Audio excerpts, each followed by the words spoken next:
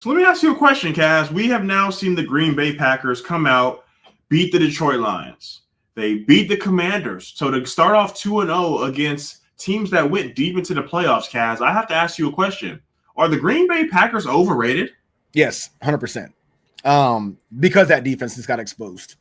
That defense just got exposed. Now, are they criminally overrated? No.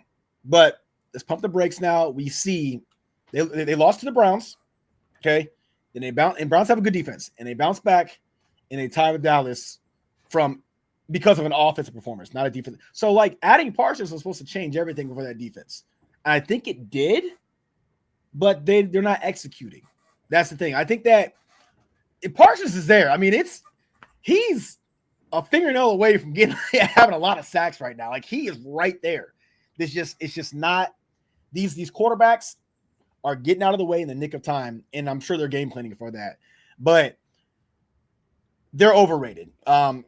And by week 2, they were already favored by a lot of people to go to the NFC Championship game. They were favored over Philadelphia. And I'm like, okay. I've been watching football my whole life. I've seen teams come out and start off 4-0, 5-0, 6-0. Hell, we can even take the Eagles from a few years back. Starting off 9-1. Like, yeah, 10-1 or whatever it was. It's like, and then shit the bed. I ain't worried about this shit right now, bro. Week 6 always has been and always will be my week that really shows who a team actually is. By week 6, your record, how you guys are playing, what your superstars are doing, that is your team's identity. Not week 2, not week 3, not week 1. No. Give me at least to week 6 and we can talk more about it. But yeah, I think that they're overrated. It's not criminally overrated, but they're slightly overrated. You can't, especially in a game like that. That was your chance to prove to us, hey, let's go in here and put Dak on his ass, and and give Jerry Jones the bird. Nope, you didn't. You had a golden opportunity to do so. You lose to the fucking Browns. You have to bounce. You have to bounce back and show not only your fans but the world that, hey, whoa.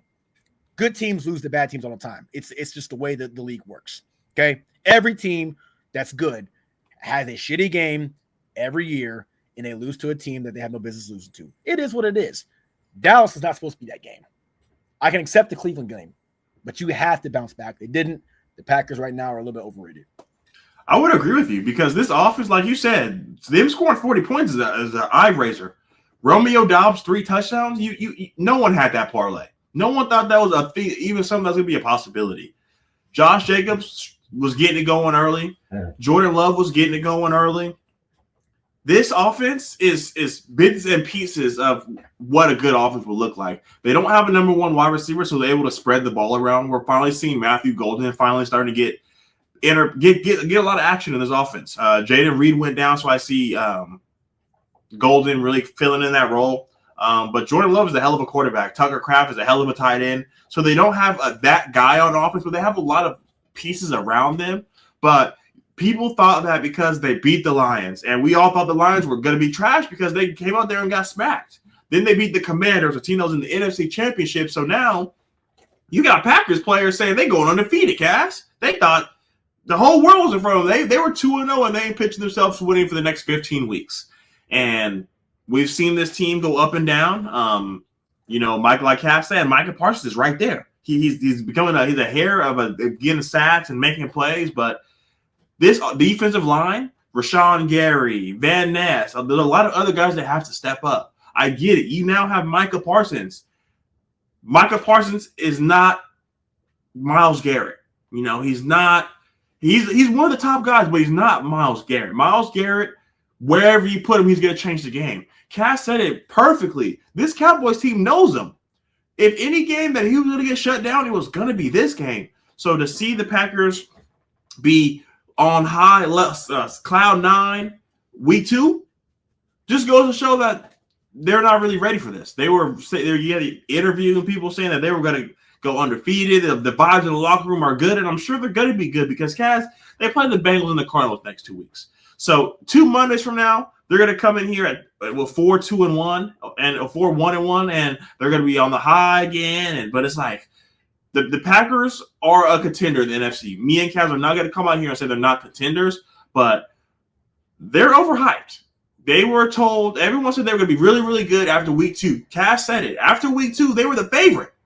And there's a lot of football to be played, so you can't let 2 games get to your head. And then you follow up those 2 games playing 2 playoff opponents and lose to the Browns.